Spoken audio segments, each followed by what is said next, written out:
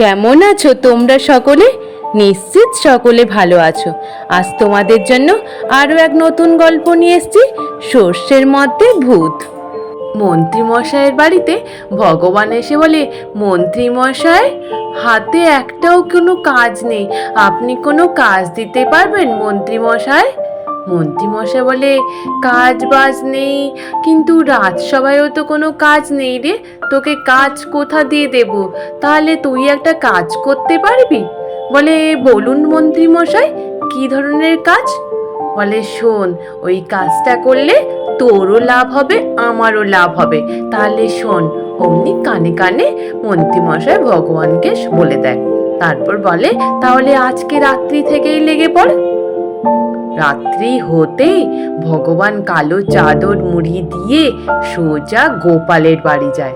গোপালের বাড়িতে গিয়ে দরজা খুলে গোপালের বাড়িতে ঢোকে। ওদিকে গোপাল গোপালের গিন্নি নাক ডেকে ডেকে ঘুমোতে থাকে।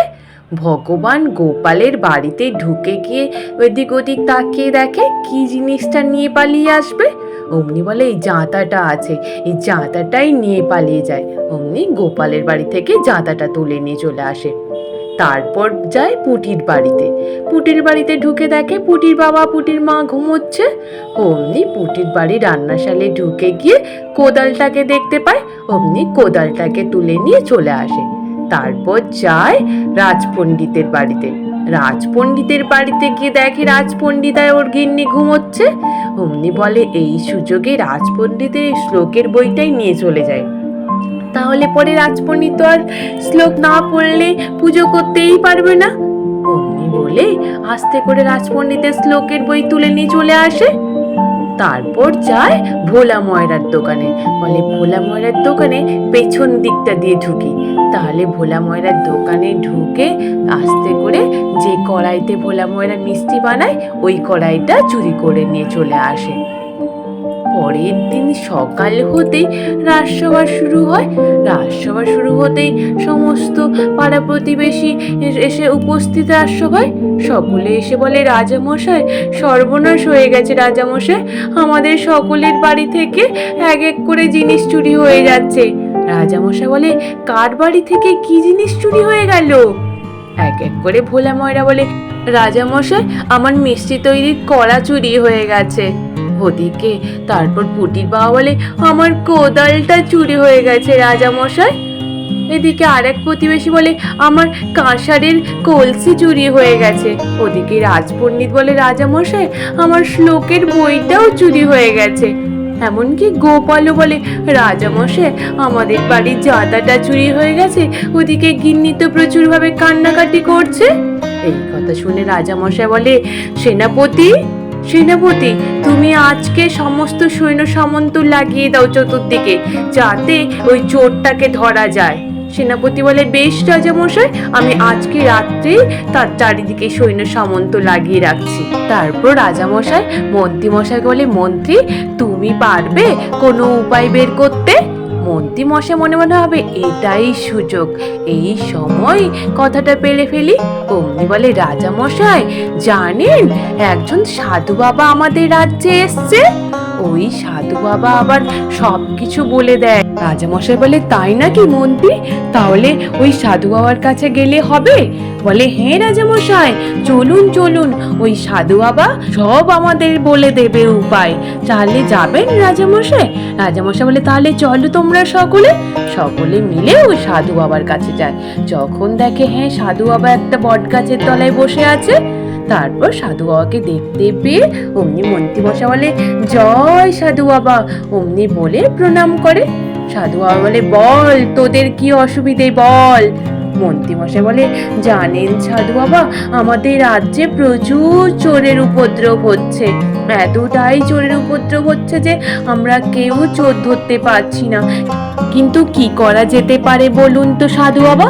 সাধু বাবা বলে, শোন, তোর রাজ্যে দোষ লেগেছে, তার জন্যই এইরূপ ধরনের চুরির উৎপাত চলছে। আর এখান থেকে বাঁচতে গেলে যজ্ঞ করতে হবে। অমনি শুনি মন্ত্রী মশাই বলে, রাজামশাই, তাহলে তো যজ্ঞ করতে হবে, আর যজ্ঞের তো আয়োজন করতে হবে রাজামশাই। রাজামশাই বলে, তাহলে মন্ত্রী তুমি কোষাগার থেকে কিছু মোহর নিয়ে তাহলে যজ্ঞের আয়োজন করো। কিন্তু সাধু বাবা, তাহলে যজ্ঞ করার পরে সমস্ত জিনিসপত্র সকলে পেয়ে যাবে তো? মন্ত্রীমশাই সঙ্গে সঙ্গে বলে, হ্যাঁ হ্যাঁ রাজামশাই, সকলে সব জিনিসপত্র পেয়ে যাবে। গোপাল মনে মনে ভাবে, কি ব্যাপার হলো, মন্ত্রী মশাই বলে ফেলছেন কি করে যে সকলে সবকিছু পেয়ে যাবে? নিশ্চিত তো কিছু ব্যাপার রয়েছে। তারপর ওখান থেকে সকলে চলে যায়। ওই দিন রাত্রিবেলা গোপাল লুকিয়ে লুকিয়ে ওই সাধু বাবার কাছে জঙ্গলের আড়াল থেকে দেখতে থাকে যে সাধু বাবা কোথায় যাচ্ছে আর কি করছেন। দেখে সাধু বাবা ওখান থেকে চুপটি করে সোজা মন্ত্রী মশাইয়ের বাড়িতে উপস্থিত হয়। এদিকে গোপালও পিছু নেয়। গোপাল পিছু গিয়ে গিয়ে দেখে মন্ত্রী মশাইয়ের বাড়িতে সাধু বাবা ঢুকে গেলেন। গোপাল মন্ত্রী মশাইয়ের বাড়ির জানলা থেকে সবটাই শুনতে থাকে। ওদিকে সাধু বাবা বেশ ধারণ করে ভগবান মন্ত্রী মশাইয়ের সাথে আলোচনা করতে থাকে যে, মন্ত্রী মশাই এবার আপনি আমার ভাগটা দেন। মন্ত্রী মশাই বলে, দাঁড়াও ভগবান, আরো বড় দাওটা তো মারতে হবে। আগে রাজা মশাইয়ের ঘোড়াটাকে আজকে রাত্রেই চুরি করতে হবে, তাহলে পরে রাজা মশাই আবার তোমার কাছে আসবে, তখন সঙ্গে সঙ্গে তুমি বলবে আবার যজ্ঞ করতে লাগবে, আর আমি আবার মোহর নিয়ে আসবো রাজা মশাইয়ের কাছ থেকে, তাহলে তোমার আর আমার মোহর আর মোহর হবে। বলে, হ্যাঁ মন্ত্রী মশাই, ভালো বুদ্ধি দিয়েছেন তো। তাহলে ভগবান আমাদের বাড়ির থেকে জিনিসগুলো নিয়ে চলে যাও, ওগুলো গিয়ে সকলের বাড়ির সামনে রেখে দিয়ে চলে আসো। তারপর সকালবেলা হতেই পুটির বাবা ঘুম থেকে উঠে দেখে যে বাড়ির সামনে কোদাল পড়ে রয়েছে। অমনি বলে, বাহ, এই তো দেখো কোদালটা পেয়ে গেছি গো, সত্যি মনে হয় দোষ কেটে গেছে আমাদের রাজ্যে। পুটির বাবা বলে, হ্যাঁ ঠিক বলেছ তো, সাধু বাবা তাহলে ঠিক বলেছিল। ওদিকে গোপালের বাড়ির গিন্নি গোপালের বাড়ির সামনে এসে যখন দেখে জাঁতাটা রাখা আছে, গোপালের গিন্নিও গোপালকে বলে, দেখলে রাজ্যের দোষ কেটে গেছে, সাধু বাবা ঠিক কথাই বলেছিল, দেখো জাঁতাটা পেলাম। এর উপরে ভোলা ময়রাও কড়াই পেয়ে যায়, এমনকি পণ্ডিত মশাইও তার বুকটাও পেয়ে যায়। এই পেয়ে সকলে তো খুশি হয়ে যায়। ওদিকে রাজসভা শুরু হতে রাজামশাই বলে, মন্ত্রী সত্যি সাধু বাবার তুলনা করা যায় না, সাধু বাবা খুব ভালো কাজ করেছে, দেখো প্রজারা সকলে সবার জিনিস সবকিছু পেয়ে গেছে।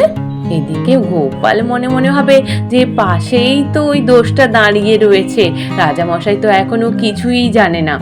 তারপর রাজসভা শেষ হয়ে যাওয়ার পরে গোপাল রাজামশাইয়ের সাথে দেখা করে, রাজামশাইকে সবটাই খুলে বলে। রাজামশাই শুনে বলে, তাই নাকি গোপাল, তুমি প্রমাণ করে দেখাতে পারবে? গোপাল বলে, হ্যাঁ রাজামশাই, প্রমাণ আমি আজকে রাত্রেই আপনাকে করে দেখাবো। তারপর ওই দিন রাত্রিবেলা গোপাল গুলটেপুটি ন্যাপলাদেরকে নিয়ে ঘোড়াশালায় গিয়ে গুলটেপুটি ন্যাপলাদের হারকিন ধরিয়ে দেয়, বলে এই হারকিনের আলোগুলো নিভিয়ে রাখবে, তারপর যখনই দেখবি মন্ত্রী মশাইয়ের পায়ের আওয়াজ তখনই আলোটা বাড়িয়ে দিবি। এদিকে আমিও লুকিয়ে থাকলাম, এমনকি প্রহরীদেরকেও বলে রাখে যে তোমরা সকলে লুকিয়ে থাকবে, আমি আওয়াজ দিলে তোমরা বেরিয়ে আসবে। তারপর ঘোড়াশালায় গিয়ে সকলে চুপচুপটি করে লুকিয়ে পড়ে। এদিকে গোপাল এক জায়গায় সর্ষে তেল ঢেলে দেয়, বলে যখনই আসবে এই সর্ষে তেলে পা পিছলে পড়ে যাবে, তারপর ওই ব্যাটা দুটোকে ধরে নেব। অমনি বলেই গোপাল আর গুলটেপুটি ন্যাপলারা সকলে লুকিয়ে পড়ে।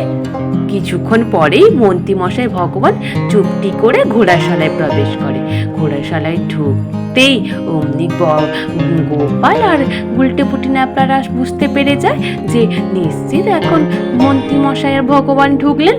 তারপর মন্ত্রী মশাই ভগবান যখন ঘোড়াশালায় পুরোপুরি ঢুকে যায়, হঠাৎ করে দুজনে পা স্লিপকে আছাড় খেয়ে পড়ে, বলে এ বাবা রে, আমাদের তো কোমরটা ভেঙে গেল রে। ওই সময় গুলটেপুটি ন্যাপলারা হ্যারিকেনের আলো বাড়িয়ে দেয়, বাড়িয়ে দিয়ে তারপর চতুর্দিকে ঘিরে নেয়। ওদিকে প্রহরীরাও ঘিরে ফেলে। তারপর গোপাল আসে, গোপাল বলে, কি মন্ত্রী মশাই আর ভগবান আজকে ফাঁদে পড়লেন তো? মন্ত্রী মশাই ভগবান বলে, গোপাল তুমি তুমি এমন ধরনের কাজ করেছো? গোপাল বলে কাজ করব না, আপনারা যেভাবে কাজ চালিয়ে যাচ্ছিলেন আপনাদেরকে তো ধরতে হতো না। অমন সময় রাজামশাই উপস্থিত। রাজামশাই এসে বলে, ঠকবাজ মন্ত্রী, তুমি এমন ধরনের কাজ করেছো, আর ভগবান তোমাকে তো আগে আমি শুলে চড়াবো।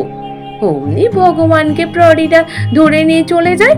তারপর মন্ত্রীকে বলে, মন্ত্রী তুমি যত খরচা করেছো যজ্ঞের জন্য 3 মাস তোমার বেতন কেটে নেব, সঙ্গে তার 3 গুণ তোমার কাছ থেকে টাকা নেওয়া হবে। এই কথা শুনে মন্ত্রী মশাই তো কান্নাকাটি শুরু করে দেয়। এদিকে রাজা মশাই বলে, গোপাল তোমাকে ধন্যবাদ দিয়ে শুধু লজ্জা দেব না, তুমি যা উপকার করো এই রাজ্যের জন্য, সারা জীবন যেন তুমি তোমার রাজ্যটাকে আগলে রাখো গোপাল। গোপাল বলে, রাজামশাই আপনাদের ইচ্ছাতেই আমার ইচ্ছা। আজ এই পর্যন্ত, নিশ্চিত তোমাদের সকলে ভালো লেগেছে। আর যদি ভালো লেগে থাকে তাহলে একটু লাইক আর সাবস্ক্রাইব করে দিও। আর তোমরা সকলে ভালো থেকো, কেমন? টাটা।